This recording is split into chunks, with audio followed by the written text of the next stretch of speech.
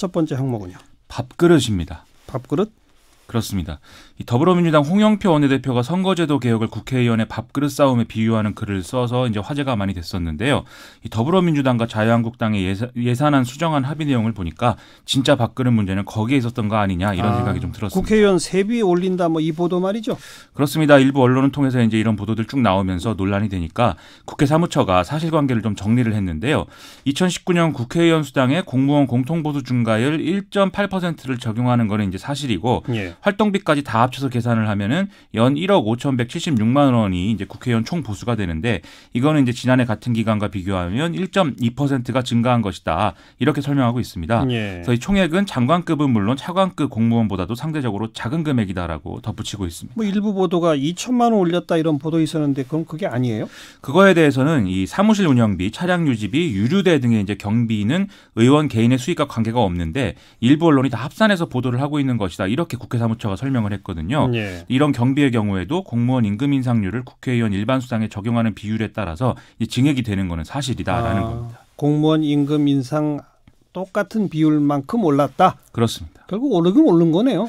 그렇죠. 이게 해명이 좀 복잡하긴 한데 오르긴 오른 것이고 또 국회는 원래 2013년부터 운영위 예결심사소위에서 공무원 보수 인상률이 자동으로 적용되는 부분을 또 삭감을 하는 방식으로 세비를 동결해 왔는데 이번에는 그냥 이제 적용을 한 것이 되는 거거든요. 예. 그래서 따라서 정확하게 뭐 2천만 원이 오른 거냐 이거는 이제 항목별로 따져봐야 되겠지만 전체적으로 올린 건 맞다 이렇게 봐야 되겠습니다. 뭐 국회의원들 특권 포기하겠다 했는데 그러면 다른 공무원들은 올리더라도 우리는 안 올리겠습니다. 이래야 되는 거 아닌가요?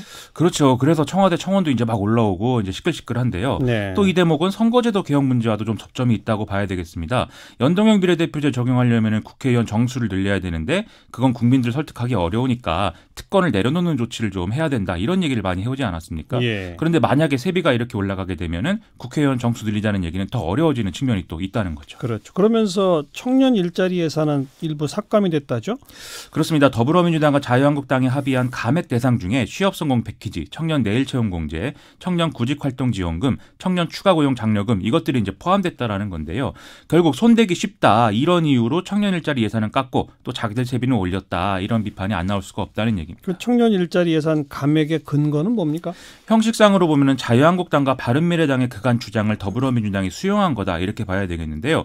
그간 이 보수 야당들은 일자리 예산이 좀 단기 일자리만 양산하고 실효성이 없다라는 이유로 삭감해야 된다고 주장을 해왔습니다. 예. 그런데 청년 내일 채용 공제 사업 같은 경우에는 중소기업에 근무하는 청년들이 5년간 근무할 경우에 최대 3천만 원까지 목돈을 마련할 수 있도록 보조를 해주는 그런 제도이기 때문에 예. 이건 이제 뭐 비슷한 논리로 접근할 수는 없는 건데도 같이 이제 증액분을 삭감해 버린 것이거든요. 그러니까 단기 일자리가 아닌 거네요, 이거는. 그렇죠. 그래서 이제 보수 야당들의 주장에 뭐 근거가 아예 없다라고 보기까지는 어렵지만 그렇다고 해도 실효성 있는 대안을 뭔가 제시하면서 이렇게 좀 감액이 이루어졌어야 될 것 같은데 그런 논의는 없는 상태에서 이렇게 된 것이기 때문에 비판이 좀 불가피할 것 같습니다. 자, 시사위키 두 번째 항목은요. 사법부의 철벽 수비인데요.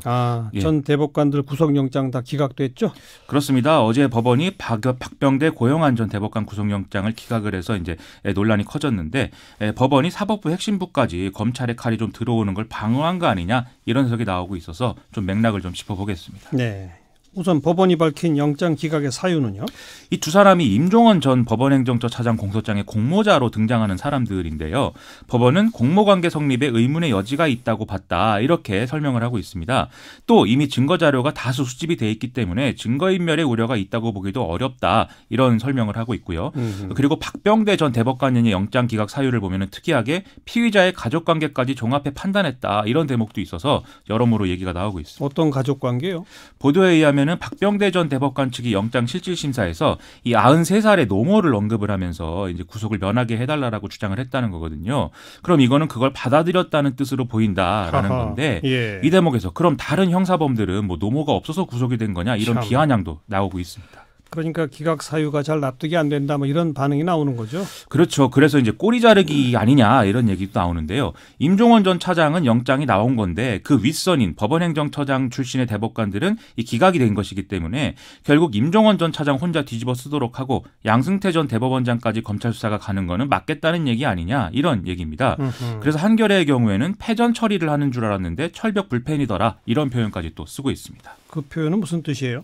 이 기각 결정한 영장 전담 부장판사들이 정치권에서 특별재판부 구성 요구가 나온 이후에 이제 추가 투입된 사람들인 거고, 또 주요 피의자들과 연관 관계가 없는 사람들인데다가 한 명은 검찰 출신이어서 영장을 발부하기 위한 명분을 쌓는 거 아닐까 이렇게들 해석을 한 것인데, 그게 아니라 이제 기각을 하기 위해서 좀 게임을 뒤집기 위해서 투입된 그런 투수 같은 거 아니냐 이런 비유였습니다. 그래서 패전 처리 투수인 줄 알았더니 철벽 불펜 투수더라 이런 말. 그렇습니다. 이제 검찰은 어떻게 합니까 그럼? 영장을 재청구하거나 그대로 이 수사를 진행하거나 이렇게 해야 될 텐데, 아시아경제 같은 경우에는 검찰이 영장을 재청구할 방침이다라고 보도를 하고 있습니다.